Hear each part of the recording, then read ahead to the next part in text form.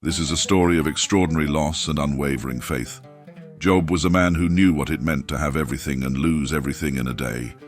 He was the richest man in the East, living in the land of Uz. Job possessed 7,000 sheep, 3,000 camels, 500 yoke of oxen and 500 donkeys, and had many servants under his command. He was also blessed with 7 sons and 3 daughters. Job feared God and shunned evil, living a righteous life before his trials began. Watch this compelling story to discover how Job's faith was tested and what lessons can be learned from his experience. Don't forget to subscribe to the channel for more inspiring biblical stories and their timeless messages. Imagine a man who had it all: wealth, power, family, and faith. Job was the richest man in the East, blessed beyond measure. His land was filled with vast herds of camels, oxen, sheep, and donkeys, more than anyone else in the region. He had countless servants, a household bustling with activity, and 10 children who were his pride and joy. Job's life was a picture of prosperity. But Job wasn't just rich in material things, he was rich in faith. He feared God and turned away from evil. Every day, Job would rise early and offer sacrifices on behalf of his children, just in case they had sinned in their hearts. "Perhaps my children have sinned and cursed God in their hearts," he would say. Job's devotion to God was unwavering. He didn't just worship God for what he had, he worshipped God for who he was. Job's life was a testament to the truth that faith and fortune can coexist. His wealth didn't corrupt his heart. Instead, it fueled his devotion. But what would you do if in the blink of an eye, everything you loved was ripped away from you? Could you still trust God? Job's life turned upside down in a single day. One messenger after another came running with devastating news. His oxen and donkeys were stolen by raiders. His sheep burned up in a freak fire, and his camels were taken by another band of thieves. But worst of all, a mighty wind struck the house where his children were feasting, and the building collapsed, killing all 10 of his beloved children. In an instant, Job lost everything that once made his life full. Imagine the pain, the shock, the unbearable grief. But Job didn't curse God. Instead, he tore his robe, shaved his head, and fell to the ground in worship. "The Lord gave, and the Lord has taken away. Blessed be the name of the Lord." Amid unimaginable loss, Job's first response was to turn to God, not away from him. But the trials didn't end there. As if the loss of his possessions and children weren't enough, Job was struck with painful sores from the soles of his feet to the top of his head.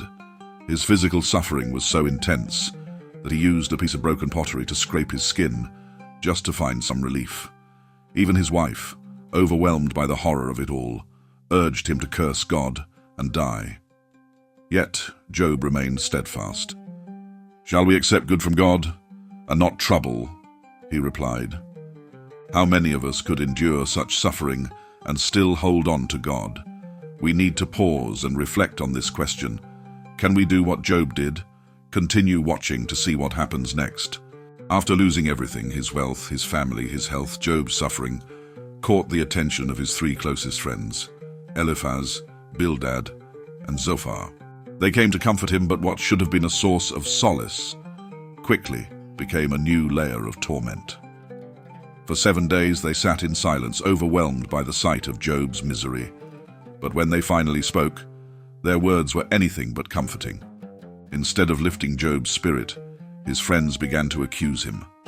Eliphaz suggested that no one suffers so greatly without cause. Bildad echoed this, saying, "When your children sinned against him, he gave them over to the penalty of their sin." And Zophar was blunt, insisting that Job deserved even more suffering than he'd experienced. They were convinced that Job's pain was a direct punishment for some hidden sin. But Job knew in his heart that he was innocent. He had lived a life of integrity, feared God, and shunned evil. Yet here he was, suffering beyond what he could bear. Job's friends, blinded by their understanding of justice, couldn't see past their rigid beliefs. They believed that suffering was always the result of sin, and they couldn't comprehend that sometimes even the righteous suffer. Job's heart cried out in agony, not just from his physical pain, but from the deep sense of injustice he felt. How many wrongs and sins have I committed? Show me my offense and my sin. Job wasn't seeking to prove God wrong, but to understand why he, a man who had walked righteously, was enduring such intense suffering. Finally, the answer to Job's deepest questions came. But how did God answer him? God responded to Job, but not in the way anyone expected. From the heart of a whirlwind, God spoke, not to explain Job's suffering, but to reveal his majesty. God asked, "Where were you when I laid the earth's foundation? Tell me, if you understand." God's voice thundered through the storm, questioning Job about the mysteries of creation, the origins of the earth, the boundaries of the sea, the birth of light, and the storehouses of snow. As God spoke, Job began to see the vastness of God's wisdom and the smallness of his understanding. The God who set the stars in place and commands the morning was far beyond human comprehension. Job's suffering, though immense, was just a piece of a greater, incomprehensible design. And in that moment, Job's heart was humbled. He realized that his knowledge was limited, and he repented for questioning God's justice. He had demanded answers, but now he was overwhelmed by the revelation of God's greatness. And then the unexpected happened. God restored Job's fortunes. But it wasn't just a simple restoration. God blessed Job with twice as much as he had before. His herds multiplied, his wealth overflowed, and once again his home was filled with the laughter of children. The Lord blessed the latter part of Job's life more than the former. But God wasn't finished. He turned his attention to Job's friends, Eliphaz, Bildad, and Zophar. These men, who had come to comfort Job but ended up accusing him, were now rebuked by God himself. "I am angry with you because you have not spoken the truth about me, as my servant Job has." God's rebuke was clear. Their understanding was flawed, and their words had not reflected his true nature. It was Job, the one who had suffered, who had spoken rightly of God in the end. Job's friends were instructed to offer sacrifices, and it was Job who prayed for them. Despite their harsh words, Job interceded on their behalf, and God accepted his prayer. The story that began with loss ended with restoration, reconciliation, and a powerful reminder of God's sovereignty and grace. What lesson does the Job story hold for us? Please continue watching to the end. This is the most important part of this video. Job's story is not just a tale of suffering. It's a powerful lesson on the endurance of faith. When Job lost everything, he held on to his integrity. Even when his friends wrongly accused him of hidden sin, Job refused to curse God. But more importantly, Job learned that God's ways are far beyond human understanding. He performs wonders that cannot be fathomed, miracles that cannot be counted.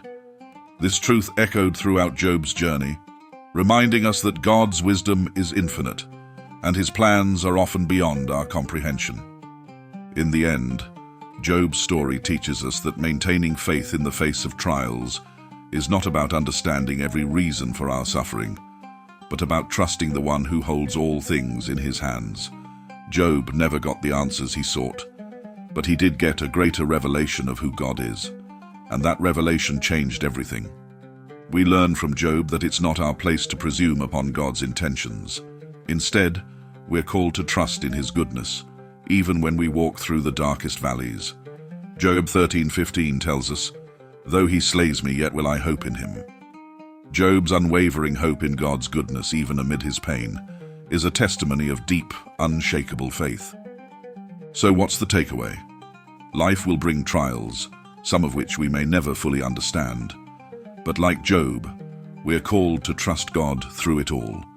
The lessons from Job's life remind us that our faith must be anchored not in our circumstances but in the character of God. Job's journey from loss to restoration is a reminder that God sees our pain, hears our cries, and in his perfect timing, he can bring restoration beyond our wildest dreams. Now you have it. the story of a man who lost everything and got it back in double portion. If this video has encouraged you, please like, share, and subscribe to our channel. Let's spread the message of faith and hope together.